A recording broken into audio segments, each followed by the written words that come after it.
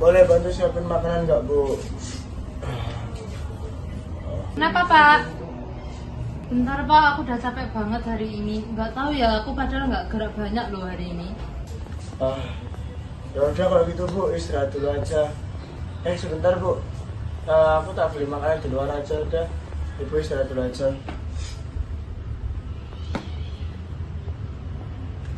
Pak, makasih ya. Bu, bisa ambilin obatku nggak di belakang? Bisa, bentar. Ini Pak, nggak tahu kenapa aku hari ini kayak ngerasa capek banget ya Pak. Kayak juga dari kemarin sih juga aku ngerasanya kayak gitu. Masa sih Bu? Sebentar, coba tak cek ya. Iya, iya.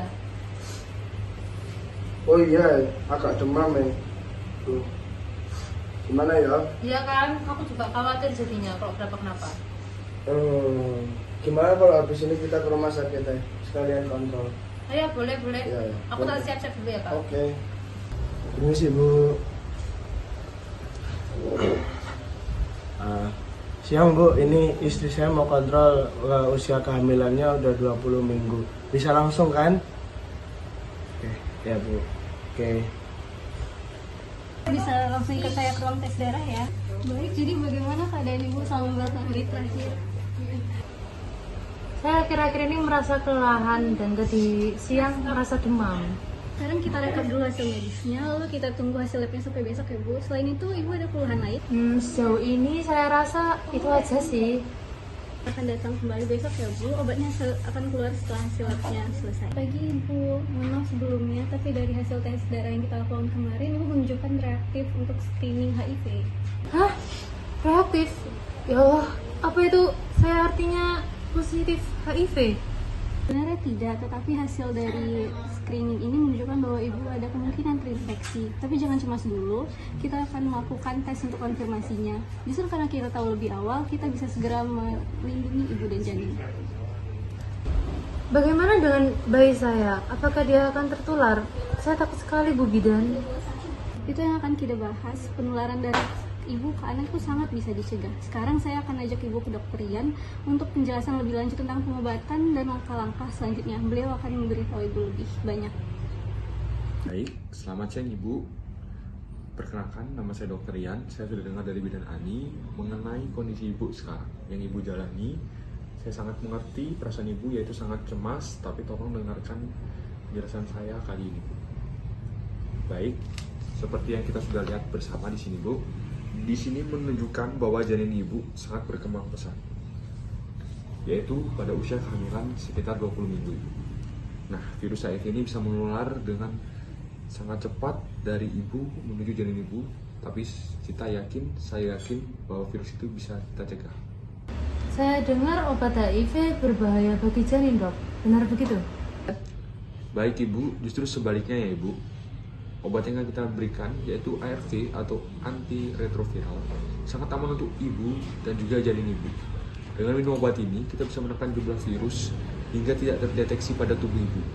Kalau virusnya sedikit sekali, resiko penularan ke bayi selama kehamilan, persalinan, dan juga menyusui bisa turun drastis ibu hingga kurang dari 1%. Jadi bayi saya bisa aman, Dok? Moga bisa ya Ibu, kuncinya ada di dua hal.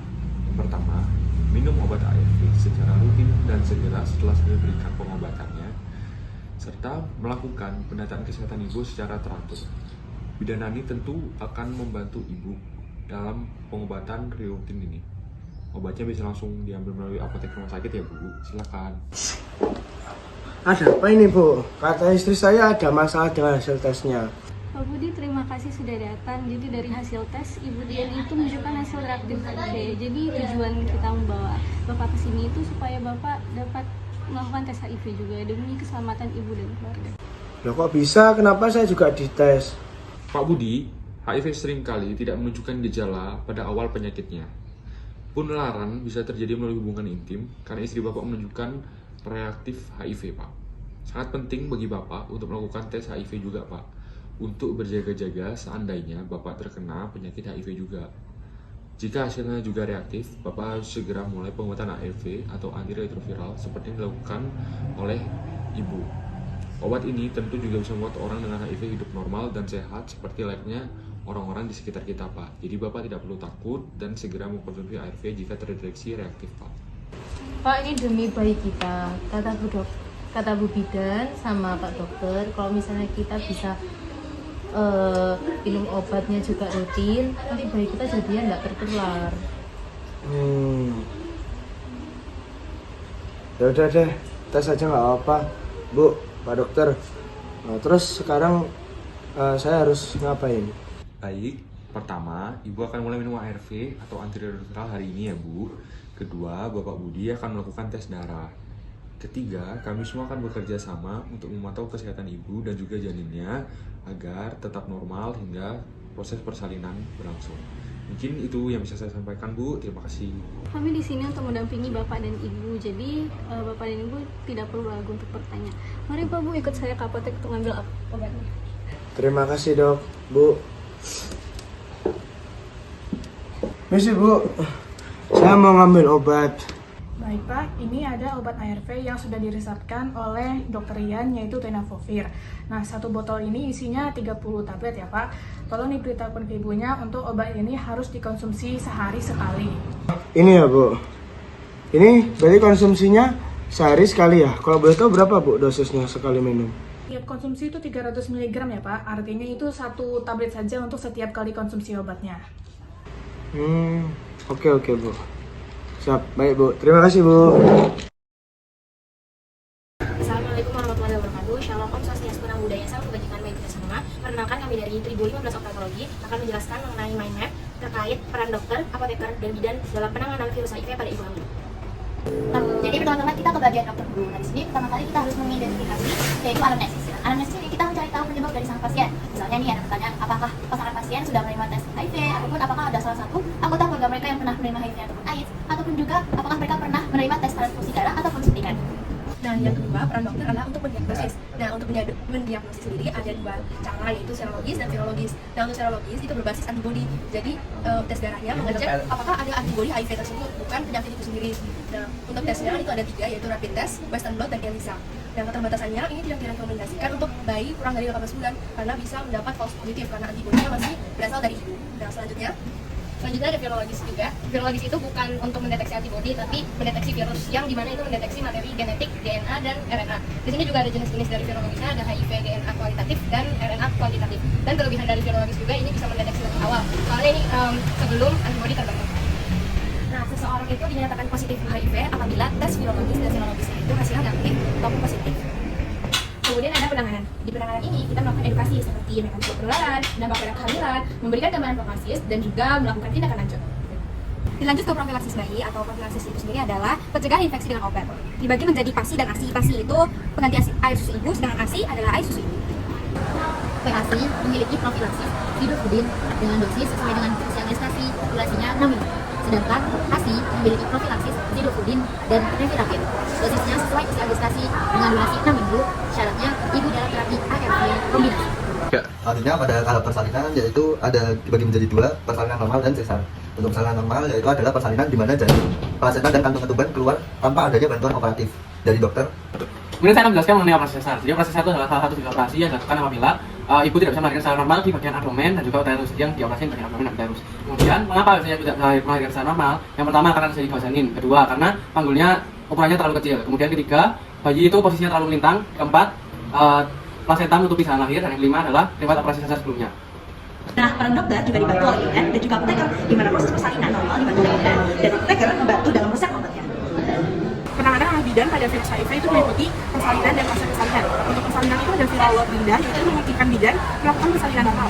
Lalu viral load tinggi ARV, yaitu bidan akan melakukan rujukan lanjutan dan akan dilakukan operasi sesar oleh dokter.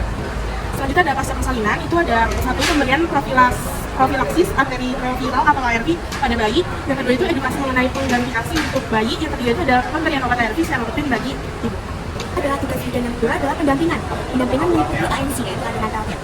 Yang pertama meliputi pemeriksaan rutin kehamilan. Yang kedua tekanan darah, nadi, suhu dan respirasi. Yang ketiga berat badan, tinggi fundus uteri, DJJ yaitu detak jantung janin. Yang ketiga ada tingkat lengan atas atau lila yaitu status gizi. Yang selanjutnya yaitu minum obat ARV secara rutin. Selanjutnya adalah peran bidan. Peran bidan sendiri meliputi identifikasi. Identifikasi dilakukan dengan cara VCT. VCT yaitu ada 3 hal. Yang pertama identifikasi, testing, dan pasca tes. Di sini saya akan membahas mengenai edukasi dan testing. Edukasi yaitu adalah pemberian informasi penting oleh bidan kepada pasien. Yang pertama yaitu pemberian informasi mengenai HIV. Yang kedua yaitu mengedukasi mengenai cara penularan HIV. Yang ketiga yaitu informasi penting mengenai pencegahan HIV. Dan yang terakhir yaitu mekanisme pemberian obat HIV yaitu ARV. Selanjutnya yaitu ada testing. Testing sendiri adalah tes HIV pada ibu hamil. Kemudian yaitu pasca tes. Pasca tes dibagi menjadi 2, yaitu hasil positif dan juga hasil negatif. Hasil positif adalah yang pertama, bidan akan memberikan dukungan psikologis. Yang kedua, edukasi mengenai pengobatan ARV. Yang ketiga, edukasi cara memutus rantai penularan virus ARV. Selanjutnya hasil negatif. Hasil negatif adalah edukasi mengenai cara antisipasi bagi ibu hamil mengenai virus ARV. Kemudian yang selanjutnya ada peran apoteker. Yang pertama, apoteker akan melakukan verifikasi dan tes asesmen awal. Hal ini dilakukan untuk memastikan keamanan dan kecepatan obat yang diberikan. Yang pertama, pemeriksaan resep.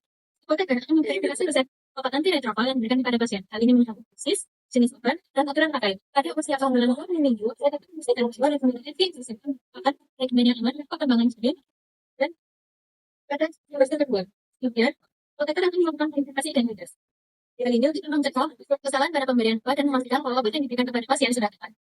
Selanjutnya adalah cek riwayat penyakit, alergi, ataupun obat lain yang sedang dikonsumsi. Untuk riwayat penyakit, apakah ibu tidak memiliki penyakit seperti hipertensi, anemia, ataupun diabetes yang dapat mempengaruhi pemilihan obat. Yang kedua, yaitu alergi. Apakah ibu tidak memiliki alergi terhadap kandungan obat ARV yang telah diresepkan. Yang ketiga, yaitu adalah obat lain yang sedang dikonsumsi. Apakah ibu sedang tidak mengonsumsi vitamin, obat mual, ataupun obat herbal lain yang dapat mempengaruhi interaksi obat yang dapat membahayakan. Selanjutnya adalah cara lain yang serupa, yaitu apoteker memastikan apakah ibu tidak mendapatkan 2 obat dari golongan yang sama yang dapat meningkatkan risiko toksisitas.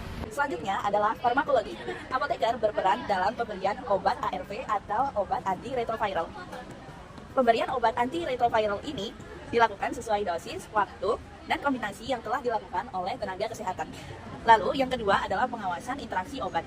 Obat ARV berpotensi berinteraksi dengan obat lain. Maka dari itu, seorang apoteker wajib memantau apabila terjadi interaksi obat kepada obat-obatan sejenis ARV. Terima kasih. Kemudian kita sebagai apoteker bertugas mengawasi interaksi obat dan monitoring efek samping serta kepatuhan pasien. Maksudnya adalah kita mengawasi atau melakukan pengamatan terhadap kemungkinan yang terjadi interaksi antar obat. Fungsinya adalah memastikan pasien mendapatkan manfaat dari obat yang mereka minum. Di sini saya akan menjelaskan tentang edukasi.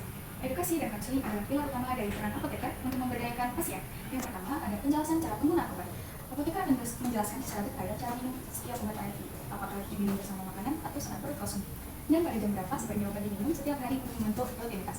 Yang kedua, penegasan untuk tidak melewatkan obat, dosis obat. Apoteker akan menekankan kembali bahwa melewatkan 1 dosis pun dapat meningkatkan risiko resistensi virus atau virus menjadi kebal terhadap obat, dan kegagalan pencegahan pun penularan ke janin dapat terjadi. Maka dari itu kita harus konsisten, karena konsisten adalah kunci. Selanjutnya, poin ketiga, yakni diskusi yang dilakukan jika pasien lupa minum obat. Ini adalah konseling praktis yang dilakukan apoteker jika pasien lupa minum obat.